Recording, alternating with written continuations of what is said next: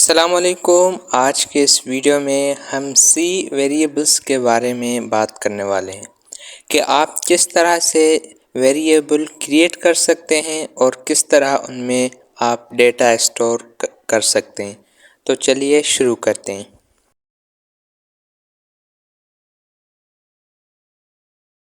Computer programming में हम memory location को कोई नाम देते हैं जिसे हम वेरिएबल कहते हैं और हम उसमें डेटा को स्टोर करते हैं।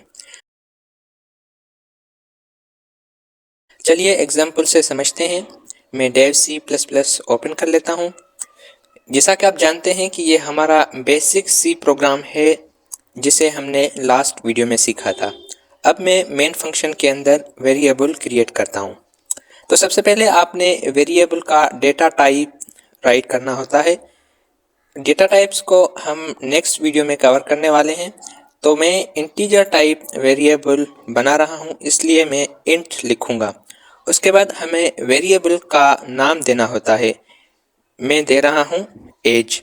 तो ये हमारा वेरिएबल क्रिएट हो गया है, लेकिन हमने वेरिएबल एज को कोई वैल्यू असाइन नहीं की जिसको हम वेरिएबल एज में स्टोर करना चाहते हैं। तो चलिए अब वेरिएबल जो हमने बनाया है एज, उसमें हम डेटा को स्टोर करवाते हैं। तो वैल्यू असाइन करने के दो तरीके हैं। एक, आप यहाँ पर नेक्स्ट लाइन पर टाइप करें एज इक्वल टू 30 सेमीकॉलन, और दूसरा तरीका यह है कि जहाँ आपने वेरिएबल क्रिएट किया है उधर ही टाइप कर दें इक्वल टू 30 सेमीकॉलन। तो हमने एज वेरिएबल को वैल्यू असाइन कर दिया है।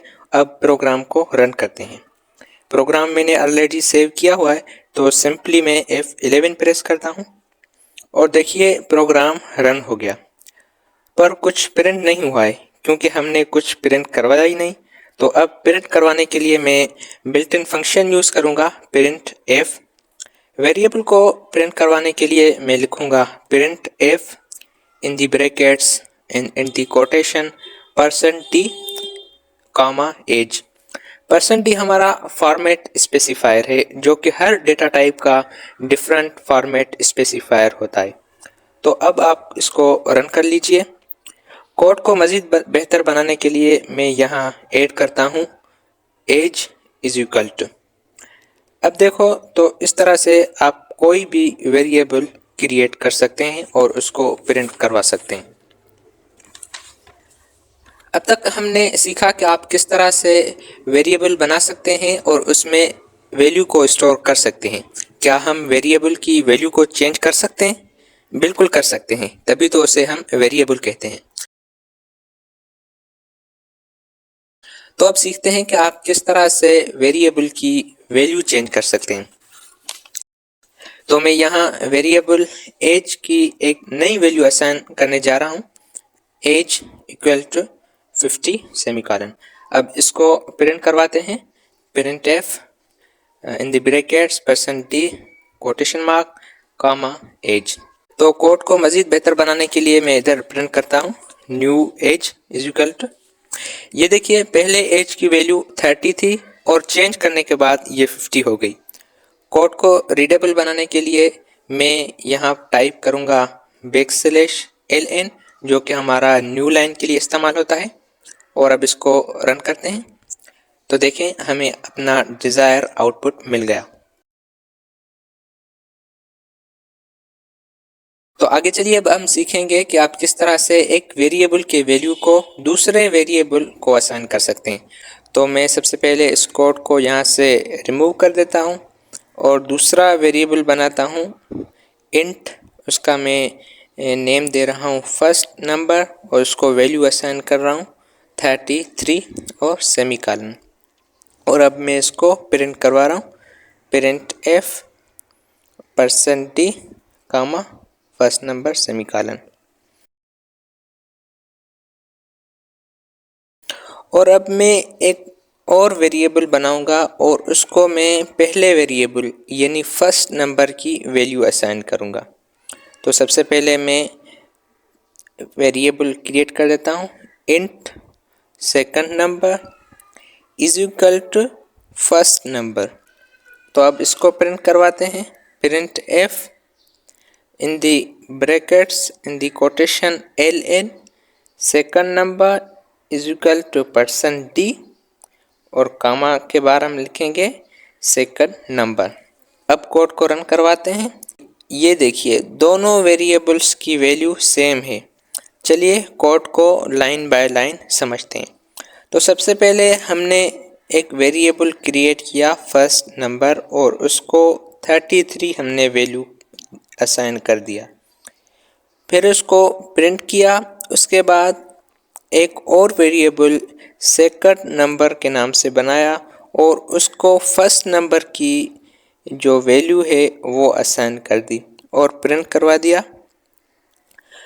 आप एक ही वक्त में मल्टीपल वेरिएबल भी क्रिएट कर सकते हैं, जैसा कि int age is equal to 30 comma first number is equal to 34। अगर आप किसी वेरिएबल को वैल्यू असाइन नहीं करते तो कुछ कंपाइलर्स उसमें 0 असाइन कर देंगे और कुछ कोई भी रैंडम वैल्यू उसको असाइन कर देंगे।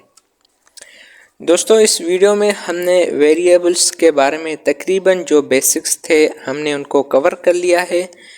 वीडियो ख़त्म करने से पहले मैं आपको बताता चलूं कि आप किस तरह से अच्छे वेरिएबल नेम ले सकते हैं। जैसा कि आपने गौर किया होगा कि मैंने डिस्क्रिप्टिव नेम चूज़ किए थे, जैसा एज, फर्स्ट नंबर, पर मैं एज की जगह सिर्फ ए भी लिख सकता था और फर्स्ट नंबर की जगह मैं बी लिख सकता था या FN कुछ भी लिख सकता था, तब भी कोड उसी तरह सही तरीके से रन करता, लेकिन हमें कोड को समझने में परेशानी होती। अगर आप भी इस परेशानी से बचना चाहते हैं तो आप डिस्क्रिप्टिव नेम चूज़ करिएगा। अगर आपका वेरिएबल में एक से ज़्यादा अल्फाज हैं तो आपको उसको ऐसे लिख सकते हैं कि फर्स्ट लेटर स्मॉल और सेकंड वर्ड का फर्स्ट लेटर कैपिटल। ये पढ़ने में भी आसान लगेगा और दिखने में भी अच्छा होगा, जैसा कि माय एज, फर्स्ट नंबर। यहाँ पर आपको कुछ रूल्स मिल जाते हैं कि आप इस तरह से अपना वेरिएबल का नाम नहीं लिख सकते, जैसा कि आप बीच में स्पेस नहीं दे सकते। नंबर 2, आप वेरिएबल नेम नंबर से नहीं शुरू कर सकते। और नंबर 3, आप वो नेम नहीं ले सकते जो सी प्रोग्रामिंग कीवर्ड का हिस्सा हो, जैसा कि इफ़, एल्स। हम इन कीवर्ड्स को आगे पढ़ने वाले हैं। तो आज के वीडियो के लिए इतना ही। अगर आपको कोई क्वेश्चन हो तो वो भी आप कमेंट बॉक्स में पूछ सकते हैं। वीडियो पसंद आया तो लाइक करें, चैनल को सब्सक्राइब करें और बेल आइकन को प्रेस करें। मिलते हैं नेक्स्ट वीडियो में, तब तक के लिए अल्लाह हाफिज़।